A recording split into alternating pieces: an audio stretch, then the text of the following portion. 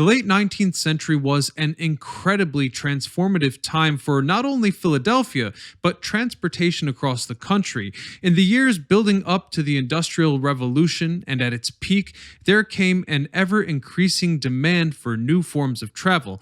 Philadelphia was no exception, transitioning out of the fixed route ferries that ran between Philly and Camden in 1688 to rail lines that ran gradually, expanding passenger rail throughout the height of the 19th century. And for those who were able to afford it, the invention of the omnibus service that ran from Philadelphia to its immediate suburbs marked a new era of efficient travel starting in 1831. Commuter trains were quick to follow their lead, making their way to the Philadelphia, Germantown, and Norristown Railroad. This new development now made it possible for people to work further outside of the city in places such as East Falls, Chestnut Hill, and Montgomery County. After Philadelphia was politically consolidated in 1854, streetcars were at the forefront of public transportation, bringing the city's development to new heights. On January the 20th, 1858, the Frankfort and Southwark Philadelphia City Passenger Rail Company began operating the region's very first streetcars. These streetcars were larger, faster, and all around able to turn more profit than their predecessors by servicing even more areas and extending the reach of the transportation network even farther than the omnibus had. In fact, the horse-drawn transportation system in Philadelphia was so efficient for its time that the Philadelphia Encyclopedia states Philadelphia could justly claim one of the finest transportation systems in the country by the time of the nation's centennial exhibition in 1876. These streetcars were not only major methods of transportation in Philadelphia at the time, but steam-hauled commuter trains were also on the rise. As previously mentioned, these commuter trains served the region as a whole, and as the name suggests, opened up far more opportunities for Philadelphians who needed to commute to areas that were further away. It is also important to note that it wasn't until 1893 when the three main rail systems in Philadelphia all relocated to the center city and made their rail facilities much more accessible that the commuter train gained popularity with the middle class.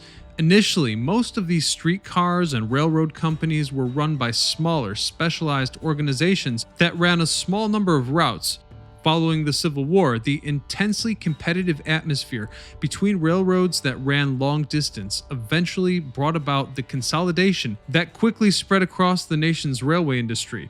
This, coupled with similar mergers happening in the streetcar industry, led to a total transformation. Instead of multiple rival companies competing, the three main companies, the Philadelphia Traction Company, People's Traction Company, and the Electric Traction Company, all of which supplied power to existing transportation lines, merged into the Union Traction Company in 1895. This new company was later absorbed into Philadelphia's Rapid Transportation Company, PRT, in 1902, leading to a monopoly on public transportation.